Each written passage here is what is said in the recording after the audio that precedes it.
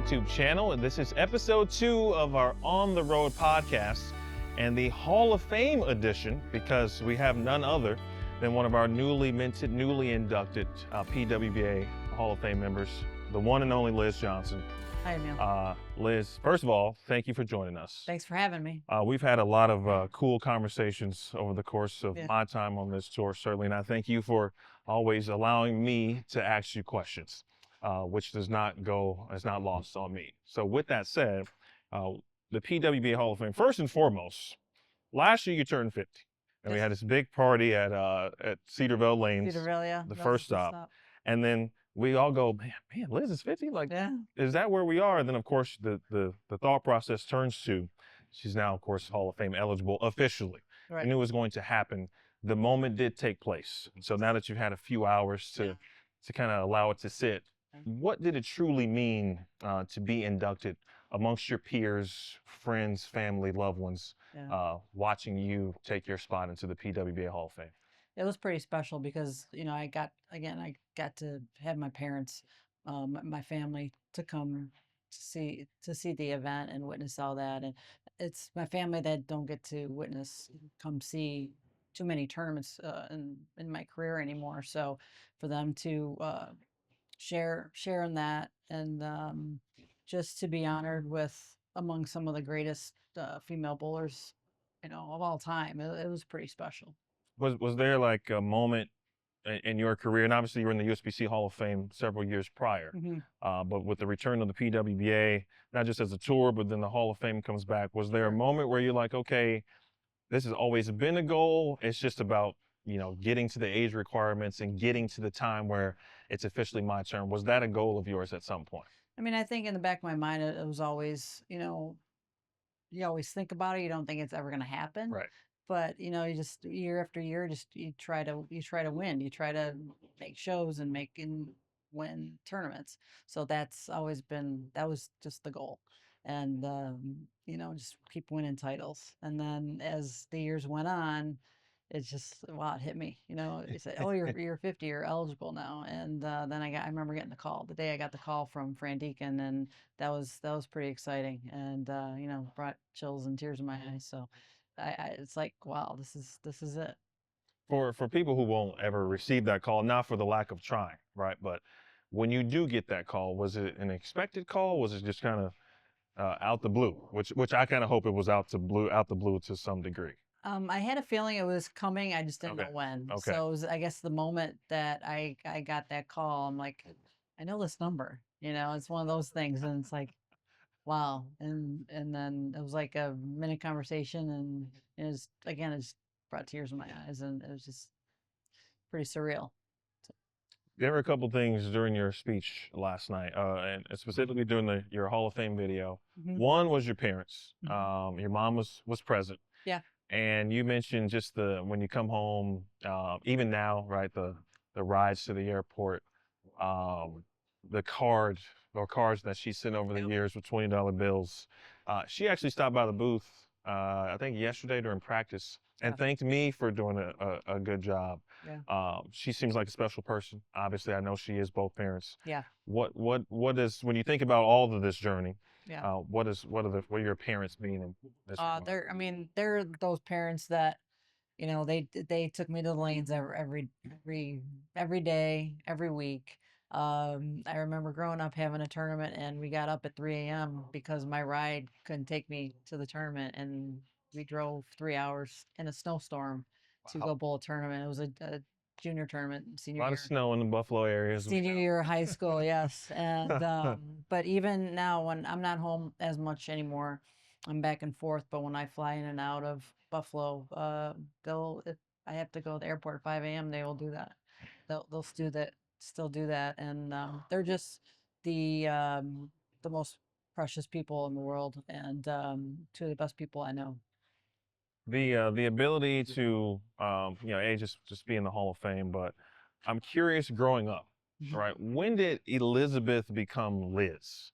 When did that moment take place? Was it on tour, or was it a time where early on there were some individuals in your life that said, hey, at some point, she's going to move away from Elizabeth and probably become Liz? I was always Liz.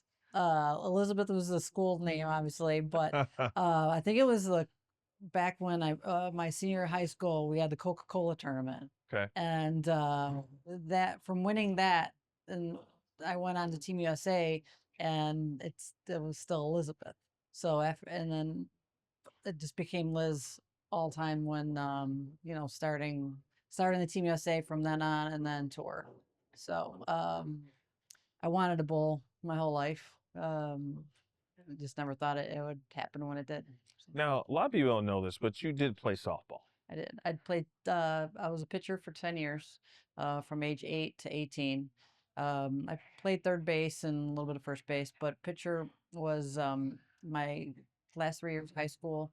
I won 60 games or so pitching. I pitched almost every day. And a season over the course of your high school career. Over the course of my high school Okay. career, yeah.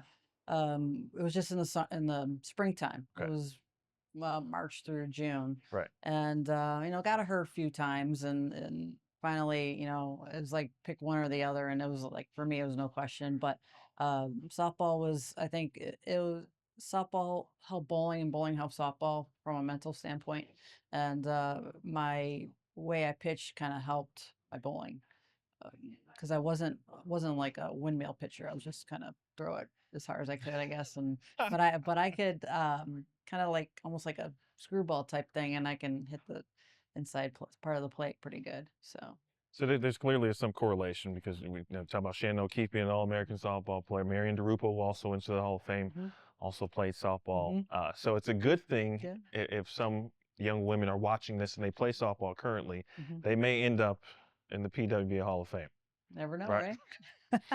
right? What is it? Was it just that one thing about bowling that said, okay, this is my sport, as Mhm, opposed to mhm. softball that made you choose bowling when you had to make a decision?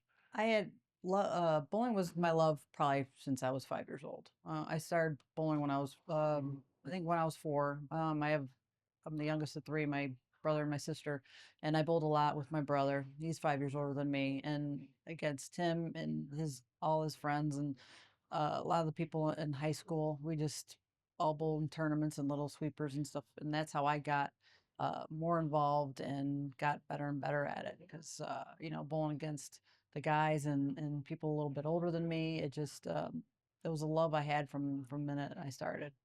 How did you develop your style? Did you begin as kind of a down and in or straighter player when you began, or Mhm. did you pick up, as you go along the way in the sport? I think it was just bowling was kind of a natural sport for me, and I just kind of did a lot of things on my own. Sure. We had our junior coaches and got in high school and had everyone had their coaches, but it's just something I just kind of did on my own. And we did have a coach. His name is Ron Mort in Niagara Falls, Okay. and he coached. There was like probably a couple hundred of us, and I was very fortunate growing up. We had probably one of the best junior programs in the country, in my opinion. And we learned a lot from him. And I think it was probably the late 80s, and they had short oil. And he would literally take cones and put the cones right up five, and we would have to throw the ball Mm, outside the cone, or he would stand down the lane and throw, he'd throw around them. right. And that's how I learned that part of the lane, and then just everywhere else. So you couldn't break an ankle. Was Nope, nope. I did work on that a lot because my swing used to be about a foot away from my ankle, and then I okay. really worked on that, so Team USA. I mhm, know it's a big part of your journey. sure. I believe you said 1993, your first Mhm, year yeah, on Team USA, yeah, and then 2015 was your last year. And of course, you go out in right, style, right, gold medal, 300. yeah. Just describe what that program meant to your overall success to get to this Hall of Fame moment. It just Team USA is like we working with not just yourself, but of course with the whole team. You're working with the different coaches, and that's where you learn how to, play in different conditions and play in different houses. Been all over the world. I would not have probably been the bowler without Team USA and learning just to be a person off the lanes too. Just be a good traveler, better traveler, and just learn a lot of things from people from all over the world. I want to can't put you on the spot on favorite teammates, but were there specific teammates that kind of helped you early in your journey on just the how to do certain things, providing additional confidence, and then in turn you kind of help pave the way or pay it forward and helping younger players in the Team USA program with that. I early on, I mean, we won with Kelly, Carolyn. I got to bowl with Danielle, and I mean, they were some of the, and Shannon Plahowski. Sure. We had some Shannon O'Keefe. We had, I think it was 2011 when we won the team event in Hong Kong. That was the first time I said in 24 years that Team USA won the gold medal. Right. So that was so special for all of us because we had come close pretty a few times. So that's definitely a memory that I'll never forget. And probably my first time ever going overseas to Argentina at the Pan Am Games. I was 21 years old, and you're bowling in a center. There's two floors, one's 4 lanes up and 4 lanes down, and that was pretty unique place. But those little things like that Right. you'll never forget. So obviously PWBA, that's the reason we're here, the Hall of Fame moment. You had a career, Hall of Fame career, pre relaunch and obviously post relaunch. When you add it all together, 25 titles, 10 majors, and perhaps another one this week at the Queens. When you think about all of that you have achieved, um, what stands out to you? And I'm sure there's multiple moments, but what stands out over this impressive journey of Liz Johnson? Um, I don't know.